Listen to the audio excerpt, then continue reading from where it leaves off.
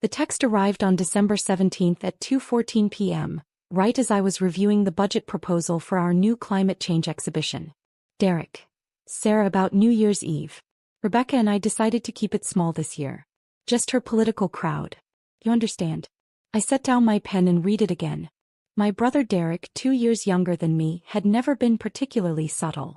But this felt pointed even for him. Me, I thought you said it was going to be a big celebration? You got engaged 2 months ago. Derek, it is big. But Rebecca's a congresswoman now. Her colleagues are coming. Other representatives, a senator, some major donors. She needs to make the right impression. You work at a museum gift shop or whatever. It's just not the same level. I sat back in my chair, looking around my office on the 3rd floor of the Smithsonian National Museum of Natural History. Through my window I could see the National Mall stretching toward the Capitol building. The same Capitol building where Derek's fiancée, Congresswoman Rebecca Chin, now worked. Me, I see. Derek, don't be like that. We'll do dinner next month, just us. Rebecca wants to get to know you better. But this party is important for her career. You get it, right? I didn't respond. I had a meeting with the Secretary of the Smithsonian in 20 minutes to discuss our role in the upcoming International Museum Directors Summit. I had a keynote speech to finalize for the American Alliance of Museums conference in February. I had 17 curators waiting for my approval on various exhibition proposals. I didn't have time to explain to my younger brother that I was the executive director of one of the most prestigious museums in the world, overseeing a staff of 1,200 people, managing a budget of $180 million, and serving on 3 international boards dedicated to cultural preservation. He'd never asked what I actually did. Museum work had been sufficient explanation for him since I took this position 4 years ago. My assistant Jennifer knocked and entered. Dr. Mitchell, the secretary's office, just called. They're ready for you. Thanks, Jen. I grabbed my tablet with the summit proposal and stood. Everything okay? She asked, noticing my expression. Family, I said shortly. She nodded sympathetically. Jennifer had worked with me for 3 years. She'd fielded enough calls from Derek to know the dynamic. The meeting with the secretary went well. The International Museum Directors Summit would bring 50 of the world's most influential museum leaders to Washington in January. As the host institution director, I'd be coordinating the entire event. A significant responsibility and a massive opportunity to showcase American cultural leadership. The State Department is very interested in this, Secretary Williams said, leaning back in his chair. They see it as soft diplomacy. We'll have directors from the Louvre, the British Museum, the Hermitage, the National Palace Museum in Taiwan. Congresswoman Chen's office has already reached out asking to attend the opening reception. My head snapped up. Rebecca Chen? Yes. She chairs the House Subcommittee on Arts and Culture. Wants to meet the international delegates, discuss cultural exchange programs. He smiled. I understand she's engaged to your brother. Small world. Very small, I said carefully. I'll have my office coordinate with hers. The reception is January 14th. Mark your calendar, you'll be giving remarks and introducing the keynote speaker. I nodded, my mind already racing. January 14th. 3 weeks away. I didn't tell Derek about the summit. I didn't tell him that his fiancée would be touring the museum in an official capacity, meeting with me specifically. Some small, petty part of me wanted to see how this would unfold naturally. The larger part of me was just tired. Tired of explaining myself. Tired of being dismissed by my own family. Our parents had always favored Derek. The golden child, the charmer, the one who'd graduated from Georgetown Law and now worked at a prestigious firm in D.C. When I'd chosen to pursue museum studies and cultural anthropology, Mom had sighed and said, well, at least you'll have a nice quiet job. A nice quiet job. As if running one of the world's great museums was equivalent to filing paperwork in a back office. Derek had proposed to Rebecca on her election night in November. She'd won her congressional race by 18 points, flipping a traditionally red district. She was young, 36, ambitious, whip-smart, and already being mentioned as a rising star in the party. I'd met her exactly once at a family dinner Derek had organized in October. She'd been friendly but distracted, already in campaign mode. When Derek introduced me, he'd said, "This is my sister Sarah. She works at the Natural History Museum." "Oh, how nice," Rebecca had said, already turning to answer a call from her campaign manager. Museums are so important. That was the extent of our interaction. New Year's Eve came and went. I spent it at a small gathering hosted by the museum's chief curator, Dr. Patricia Okoye. Patricia's parties were legendary in the DC museum world. Intimate, intellectual, full of fascinating conversations with scholars, artists, and cultural leaders. I had far more interesting conversations there than I would have had at Derek's political networking event. On January 3rd, Jennifer came into my office with a peculiar expression. "Dr. Mitchell, I just got a call from Congresswoman Chen's office. They want to schedule a tour of the museum before the summit reception." "That's fine. Coordinate with the protocol office. They want a private tour. With you personally leading it." I looked up. "Me specifically?" Her chief of staff said the Congresswoman wants to understand the museum's operations at the highest level. She's very interested in museum leadership and cultural policy. Jennifer paused. They requested January 13th at 10 a.m. The day before the summit.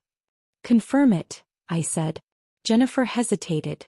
"Should I mention to her office that you're related to her fiancé?" "No," I said. "If it's relevant, I'm sure it will come up." The next 10 days were consumed with summit preparations. 50 museum directors meant 50 different egos, priorities, and expectations. The Louvre director wanted assurances about security. The British Museum director wanted a private meeting with the secretary. The director from the National Museum of China needed specific dietary accommodations for her entire delegation. I coordinated it all, supported by my exceptional staff. This was what I was good at. The complex logistics of cultural diplomacy, the delicate balance of honoring tradition while pushing innovation, the careful politics of the international museum world. On January 10th, Derek called. "Hey Sarah. Listen, Rebecca mentioned she's doing some tour at your museum next week." "Yes, January 13th. "Right. So the thing is, she doesn't know you work there. I mean, she knows you work at a museum, but she thinks you're like a coordinator or something. In the gift shop maybe." I said nothing. "Sarah. I'm here. I just don't want it to be weird. Maybe you could just not mention that we're related?" She's nervous about this summit thing, meeting all these international VIPs. I don't want her to feel awkward if she runs into you." "Runs into me," I repeated. "You know what I mean. Just keep it professional. Don't make it about family stuff." "Derek, do you actually know what I do at the museum?" "You work there. Museum stuff. Look, I gotta go. Just don't make things weird, okay?" He hung up. I sat there for a long moment, then pulled up the museum's website. My bio was prominently featured on the leadership page. Dr. Sarah Mitchell, Executive Director Ph.D., Cultural Anthropology, Yale University former Deputy Director, Metropolitan Museum of Art Board Member, International Council of Museums Author, Cultural Preservation in the 21st Century, 2019 recipient, National Medal of Arts. There was a professional photograph of me at my desk, the museum's soaring atrium visible through the window behind me. Contact information. A detailed CV. Derek had never looked. Not once in 4 years. January 13th arrived cold and bright. I dressed carefully that morning. A tailored charcoal suit, minimal jewelry, my hair pulled back in a professional bun. I looked exactly like what I was. A senior executive in one of the world's most important cultural institutions. At 9:45 a.m. Jennifer briefed me. Congresswoman Chen's motorcade just arrived. Security is escorting her up. Her chief of staff, 2 aides and a press liaison. Press. They want photos of her with the international flags in the main hall. Good optics for her arts and culture subcommittee work. Of course. This was as much about her political profile as genuine interest in museums. At 9:58 a.m. my desk phone rang. Security. Dr. Mitchell, Congresswoman Chen's party is in the main lobby. Ready for you. I'll be right down. I took the elevator to the ground floor. The museum wasn't open to the public yet. We had an hour before the doors opened. The vast main hall was empty except for the security detail, Rebecca Chen and her staff. Rebecca looked polished and professional in a navy dress and blazer. She was speaking with her press liaison, gesturing toward the soaring architecture, clearly planning her photo angles. I approached quietly. Her chief of staff, a sharp-eyed man in his 40s, noticed me first. Dr. Mitchell, he said, extending his hand. Tom Bradford, Congresswoman Chen's chief of staff. Thank you for accommodating this tour. Of course. I shook his hand, then turned to Rebecca. Congresswoman Chen, welcome to the Smithsonian National Museum of Natural History. I'm Dr. Sarah Mitchell, Executive Director. Rebecca turned, her political smile in place. Dr. Mitchell, thank you so much for... She stopped. Her smile froze. Her eyes widened slightly. Mitchell, she said. Sarah Mitchell? Yes. As in, Derek's sister Sarah Mitchell? Yes. The silence that followed was profound. Tom Bradford looked confused. The aides exchanged glances. The press liaison kept her camera ready, uncertain whether to photograph this moment. I didn't realize. Rebecca's professional composure was cracking at the edges. Derek said you worked at a museum. He didn't mention that I run it? I finished gently. No, he wouldn't have mentioned that. He doesn't actually know what I do here. Rebecca's face cycled through several expressions. Embarrassment, confusion, realization. The executive director. You're the executive director of the Smithsonian Natural History Museum. One of 19 Smithsonian museums, yes. This is my primary responsibility. Tom Bradford, to his credit, recovered quickly. Congresswoman, shall we begin the tour? Dr. Mitchell has generously set aside 2 hours for us.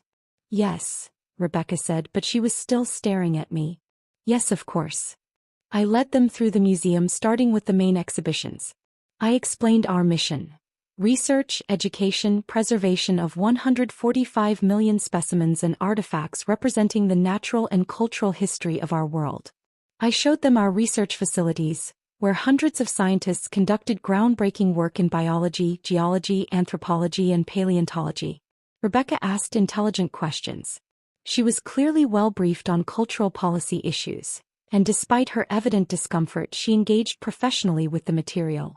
In the ocean hall, standing beneath the model of the North Atlantic right whale, I explained our role in climate change research and public education. We're not just a museum, I said. We're a research institution. Our scientists publish over 600 peer-reviewed papers annually. We advise Congress on environmental policy, cultural preservation, and scientific research funding. Congress, Rebecca repeated. You advise Congress? Yes. I've testified before the House Appropriations Committee 3 times in the past 2 years. Most recently on the importance of funding for cultural diplomacy programs. Tom Bradford made a note on his tablet. The Congresswoman chairs the subcommittee on arts and culture. I'm surprised your testimony didn't cross our desk. It may have, I said. I testified as Dr. Mitchell, Executive Director. Not as Derek's sister. Rebecca flinched. We continued to the anthropology collections. I showed them artifacts from every continent, explained our repatriation programs for indigenous cultural objects, discussed the ethical complexities of museum collections built during colonial periods. These are conversations the museum world is grappling with globally, I said. Which is why the International Museum Directors Summit is so important. We need to coordinate our approaches to decolonization, climate change, digital access, and cultural preservation. The summit, Rebecca said. That's tomorrow night. Yes. The opening reception is at the National Gallery, but we're hosting several working sessions here over the following 3 days. 50 directors from 32 countries. And you're coordinating this? I'm the host director, yes. I'll be giving opening remarks and moderating 2 of the panel discussions. We walked through the Butterfly Pavilion, the Hall of Fossils, the Human Origins exhibit. With each stop, I explained not just what visitors saw, but the research behind it, the educational programming, the community outreach, the digital initiatives that brought our collections to millions of people worldwide. By the time we reached my office suite on the 3rd floor, Rebecca looked shell-shocked. Would you like to see where the administrative work happens? I asked. She nodded mutely. My office overlooked the National Mall. The walls were lined with books, anthropology texts, museum studies journals, cultural policy papers. My desk held neat stacks of reports, a framed photo of me receiving the National Medal of Arts from the President, and a small fossil ammonite my mentor had given me when I finished my PhD.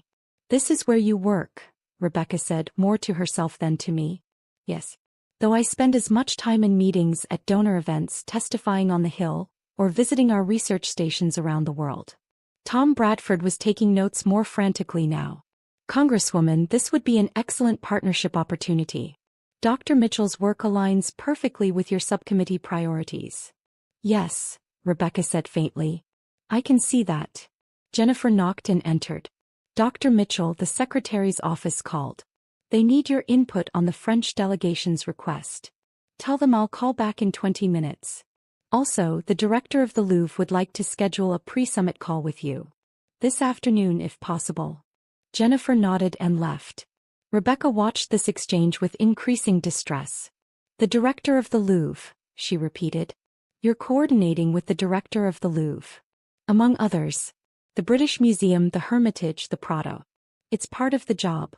We stood in awkward silence for a moment.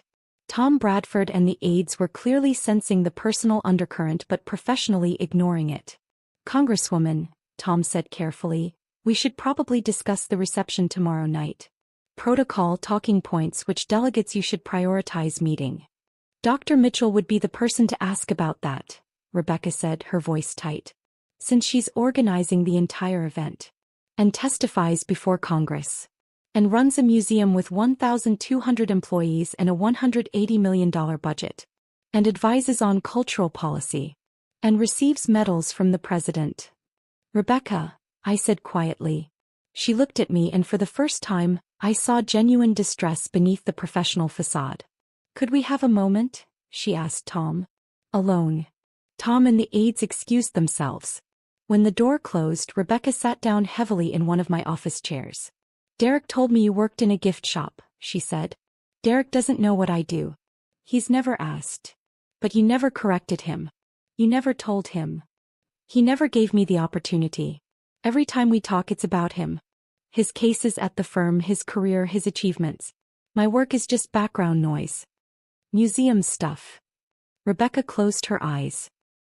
He uninvited you from New Year's Eve because he said you weren't at the right level to meet my colleagues. I know. Oh my God.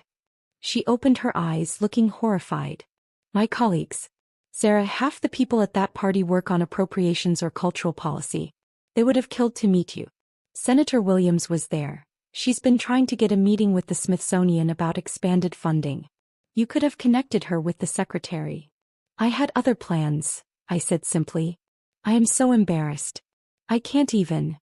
She stood, paced to the window, looked out at the mall. What must you think of me? I think you're engaged to my brother and you believed what he told you about me. That's reasonable. It's not reasonable. I should have looked you up. We're getting married. I should know my future sister-in-law. I should have done basic research. He turned back to me. I'm good at research. I'm a congresswoman. I research everything. But I took Derek's word for it. He's very convincing. He's very wrong. Rebecca's voice was sharp now, anger creeping in. Not at me, at Derek. He told me you were sweet but kind of flaky. That you'd bounced around different jobs, never really settled into a career. That you worked at the museum in some entry-level position and seemed happy enough. I felt the familiar sting but kept my expression neutral. Derek has a narrative about me that makes sense to him. I stopped trying to correct it years ago. Why? Because it was exhausting. Because every time I tried to tell my family about my work, they changed the subject or minimized it. When I became deputy director at the Met, my mother said, "That's nice, dear, but when are you going to settle down and have children?" When I was appointed executive director here, Derek said, "Cool, so you're like a manager now?" Rebecca sat back down. "And when you got the National Medal of Arts?" I didn't tell them. They found out when my aunt saw it mentioned in the Washington Post. My mother called and asked why I hadn't invited them to the ceremony. I told her I had invited them. She'd marked it on her calendar as Sarah's work thing and forgotten about it. Jesus. It's fine. I've built a life that doesn't require their validation. I have colleagues who respect my work. I have friends who understand what I do. I have a career I'm proud of. I paused. What I don't have is a family that sees me clearly. But that's not your fault. No, but I'm marrying into that family. Which means I'm part of the problem if I don't acknowledge what's happening. Rebecca leaned forward, her elbows on her knees. Sarah, I need to be honest with you. The way Derek talks about you isn't just dismissive. It's condescending. I didn't see it before because I didn't have context. But now you see that he's been lying. Has he been lying, or does he genuinely not know? That was the question I'd been avoiding. Was Derek deliberately diminishing me, or was he simply so uninterested in my life that he'd never bothered to learn the truth? I don't know, I admitted. Maybe both. Rebecca stood. I need to make a call. May I use a private space? Jennifer can set you up in our small conference room. She nodded and left. Through my open door, I could hear her asking Tom to wait in the hallway. Then silence. I turned back to my computer, trying to focus on the 17 emails that had arrived during the tour. But my hands were shaking slightly. This confrontation, if that's what it was, felt bigger than Derek and me. It felt like years of invisible labor, of achieving and achieving and achieving, only to have it all dismissed by the people who were supposed to celebrate me. 20 minutes later, Rebecca returned. Her eyes were red, but her jaw was set. I called Derek, she said. I asked him what his sister does for a living. I waited. He said you work at a museum in some administrative role. Events coordination maybe. He wasn't sure. She laughed, but it was bitter. I asked him if he knew you have a PhD from Yale. He said, yeah, I think she mentioned that once. Some anthropology thing. I asked if he knew you were executive director. He said, director of what? Like a department. Rebecca. I asked him if he'd ever looked at your bio online, if he'd ever Googled you, if he'd ever asked a single substantive question about your work. She paused. He said he didn't need to because you'd always been open about working at the museum and he supported your choice to have a quiet career. The words hit like a physical blow. A quiet career. I told him the wedding is postponed, Rebecca said. I told him I can't marry someone who doesn't see his own sister. Who doesn't respect the women in his life enough to learn who they actually are. Who lies to himself about his family dynamics because it's easier than confronting his own prejudices. You don't have to do that, I said automatically. Yes, I do. Sarah, I'm a Congresswoman. I fight for women's rights, for equal recognition, for breaking glass ceilings. I can't do that in public while privately marrying a man who diminishes his brilliant sister because she doesn't fit his narrative of success. She smiled sadly. And I can't marry someone I don't respect. Right now, I don't respect Derek. He's more than this. Maybe. But this is what I see right now, and it's enough to make me pause. He picked up her bag. I'm sorry for taking up so much of your time. The tour was incredible. This museum is lucky to have you. Thank you for coming. At the door she stopped. Tomorrow night at the reception, I'm going to introduce you to Senator Williams. And Representative Torres from the Arts and Culture Committee. And anyone else who should know what you do. If that's okay with you. It's okay, I said. Good. She paused again. I hope Derek figures his shit out. You deserve a brother who sees you. She left. The rest of the day passed in a blur of logistics and crisis management. A delegate from Japan had a medical emergency and needed to cancel. Could we arrange a virtual connection? The British Museum director wanted to change his panel assignment. The caterer needed final headcount numbers. At 7 p.m. Jennifer knocked. Dr. Mitchell, your brother is in the lobby. He's asking to see you. My stomach tightened. Tell him I'm in meetings. I did. He said he'll wait. I sighed. Fine. Send him up. Derek appeared 5 minutes later, looking harried. His tie was loosened, his hair disheveled. He'd clearly come straight from his law firm. Sarah, what the hell? He closed my office door. Rebecca called me today and postponed the wedding. She said it was because of you. It's because of you, I corrected. Because you don't know anything about my life. That's ridiculous. Of course I know about your life. You work here. You do museum stuff. You're happy. Derek, I'm the executive director. I run this museum. I have a staff of over 1,000 people. I manage a budget larger than most small colleges. I coordinate international cultural policy. I've testified before Congress. I received the National Medal of Arts from the President. He stared at me. The National Medal of Arts? 2 years ago. You were invited. You didn't come. I thought it was some work event. Some ceremony for museum employees. I didn't know it was. He trailed off, looking around my office as if seeing it for the first time. This is your office? You have a corner office. I have the executive director's office, yes. But you never told me you were in charge. I told you I was appointed executive director 4 years ago. You said, cool, so you're like a manager now? I said I was the chief executive officer of the museum. You said, that's great, sis, and changed the subject to a case you were working on. Derek sat down heavily. I don't remember that. I know you don't. That's the problem. We sat in silence. Through my window, the Washington Monument was illuminated against the night sky. Tourists walked the mall, tiny figures in the darkness. Rebecca said, I don't see you, Derek said finally. She said I've been condescending and dismissive.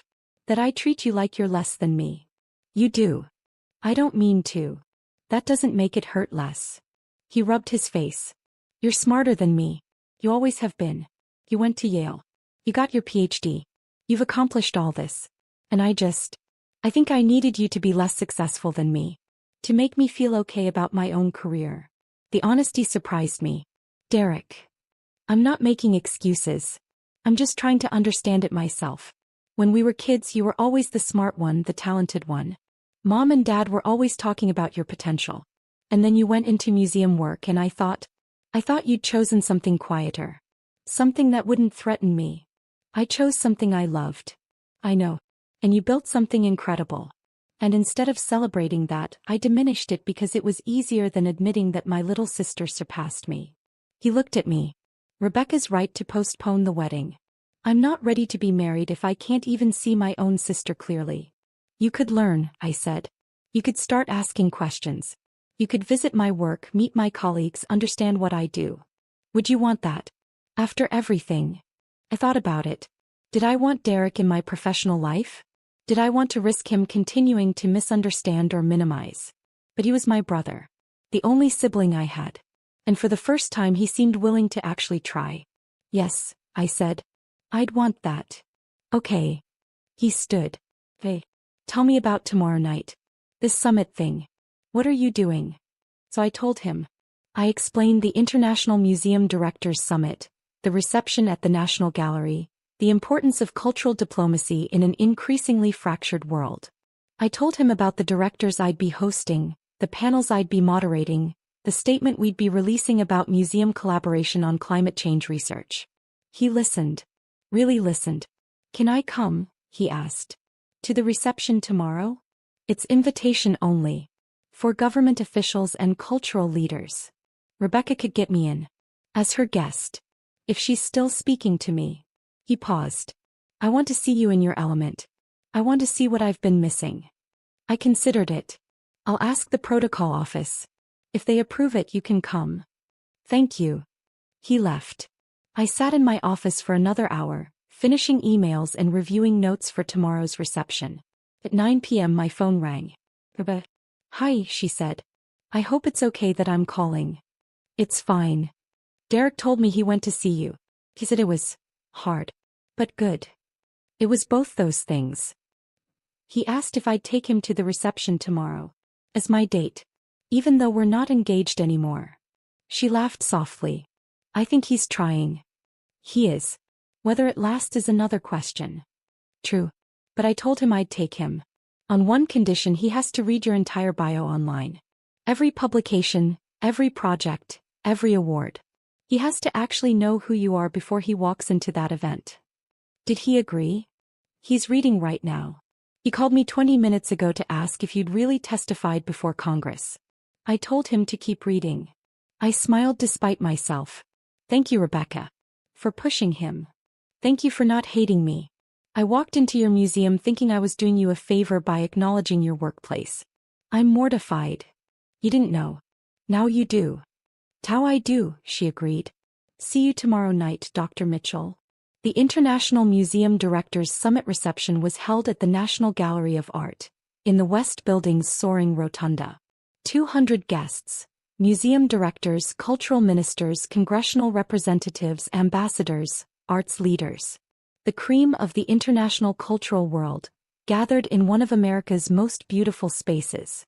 I arrived early wearing a floor-length midnight blue gown that I'd purchased specifically for this event. My role tonight was both professional and diplomatic. Welcoming guests, making introductions, ensuring that the right people connected with each other. The French delegation arrived first. The Louvre director, Martine Laurent, greeted me warmly. We'd worked together on a joint exhibition 3 years ago. "Sarah, the museum looks magnifique," she said, kissing both my cheeks. "This summit is already a triumph. Wait until you see the panel discussions. We have some fascinating provocations planned." She laughed. "I look forward to it." The other directors filtered in. Britain, Russia, China, Japan, Germany, Spain, Brazil, South Africa. Each one a leader in their field, each one responsible for preserving and presenting humanity's cultural heritage. And I was hosting them, coordinating them, leading them. At 7 p.m. Rebecca arrived with Derek. She wore a red dress that perfectly balanced professional and elegant. Derek wore a tuxedo and looked nervous. They approached me during a brief lull in greetings. "Dr. Mitchell," Rebecca said formally, then smiled. "You look incredible." "Thank you, Congresswoman. You both look wonderful." Derek stood there, staring at me as if seeing a stranger. "Sarah, I read everything. Your bio, your publications, the articles about the Met appointment, the National Medal ceremony. I spent 4 hours reading about your career. And I'm an idiot. A complete idiot. All this time I thought I was the successful one in the family. I thought I was the one making important contributions. But you've been changing the world while I've been billing hours. Derek, your work matters too. Does it? I help corporations negotiate contracts. You preserve human history and advance cultural understanding between nations." He gestured around the rotunda. "These people are here because you organize this. Because they respect you. Because you're a leader in your field." The secretary of the Smithsonian approached before I could respond. "Dr. Mitchell, we're ready to begin. Could you take your place?" "Of course." I turned to Derek and Rebecca. "Enjoy the evening. We'll talk later." I walked to the small stage at the front of the rotunda. A microphone stood ready. 200 faces turned toward me expectantly. I took a breath and began. "Good evening and welcome to the opening reception of the International Museum Directors Summit. I'm Dr. Sarah Mitchell, Executive Director of the Smithsonian National Museum of Natural History, and it's my profound honor to welcome you to Washington, D.C. I spoke for 8 minutes. I talked about the importance of museums in a changing world, about our responsibility to preserve the past while remaining relevant to the present, about the need for international collaboration on issues like repatriation, digital access, and climate change. I introduced the keynote speaker, the Director General of UNESCO, and stepped aside. For the next 2 hours I worked the room. I introduced the Japanese delegation to potential American donors. I connected the British Museum Director with congressional representatives interested in cultural funding. I facilitated a conversation between Russian and Ukrainian museum directors who needed to coordinate on a traveling exhibition despite their country's political tensions. This was what I did. This was who I was. At one point I saw Rebecca introducing Derek to Senator Williams. Derek looked overwhelmed but engaged. He was asking questions, actually listening to the answers. Near the end of the evening, Martine Laurent found me again. "Sarah, the European directors have been discussing something. We'd like to propose that next year's summit be a rotating event. And we'd like you to chair the organizing committee. Would you consider it?" Chair the organizing committee. It would mean coordinating with museums on 6 continents, managing a multi-year planning process, becoming the de facto leader of international museum collaboration. "I'd be honored," I said. After the reception, Derek and Rebecca waited for me in the lobby. "That was incredible," Derek said. "Watching you work, seeing how everyone respects you, how you commanded that room. I've never seen you like that." "That's because you've never looked." "I know. But I'm looking now." He paused. "Can we start over?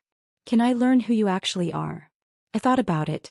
About years of being dismissed, minimized, ignored. About the hurt that had accumulated like sediment, layer upon layer. But also about tonight. About Derek reading 4 hours of material about my life. About him showing up, trying to understand, willing to be uncomfortable.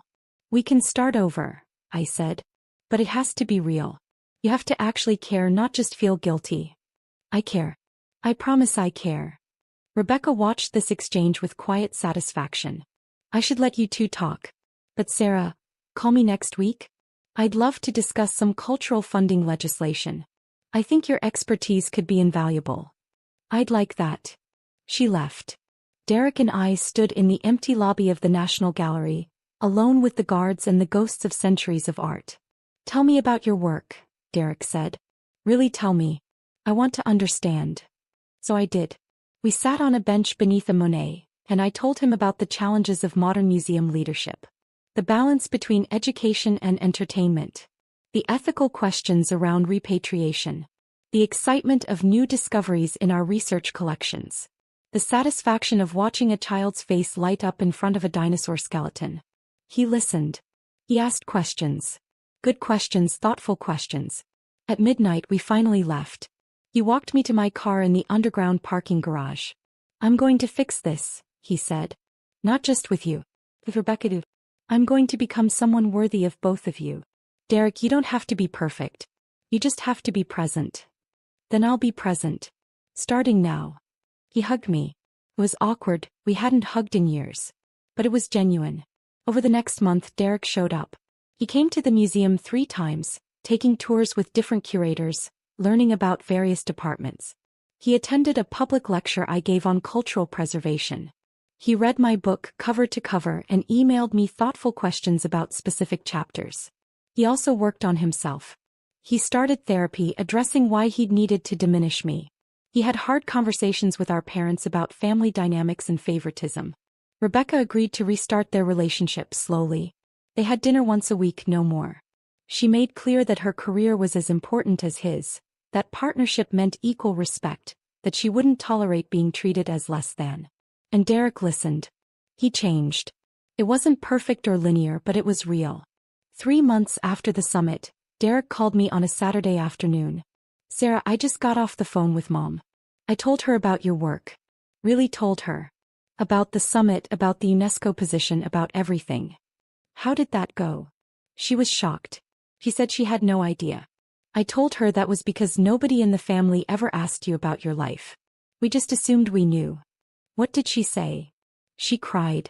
Then she asked for your phone number. Derek, she has my number. I know. But she wanted me to give it to her. Like getting it fresh would mean starting fresh. He paused. She wants to visit. To see your museum. To see your life. I felt something shift in my chest. Hope maybe. Or just exhaustion finally releasing. Hey, I said. Tell her to call me. I will. And Sarah? Thank you. For what? For giving me another chance. For not writing me off. For believing I could be better. You're my brother, I said simply. That's what family does. That's what family should do, he corrected. But hasn't always done. Not to you. After we hung up, I sat in my apartment looking out at the DC skyline. The museums were out there holding humanity's history, telling our stories, preserving what mattered. I'd spent years building a career that spoke for itself. I'd achieved everything I'd set out to achieve. But what I wanted most was simpler than all of that. I wanted to be seen. And finally, slowly, my family was starting to look. It wasn't the ending I'd imagined. It wasn't dramatic or definitive. But it was real. And real was enough.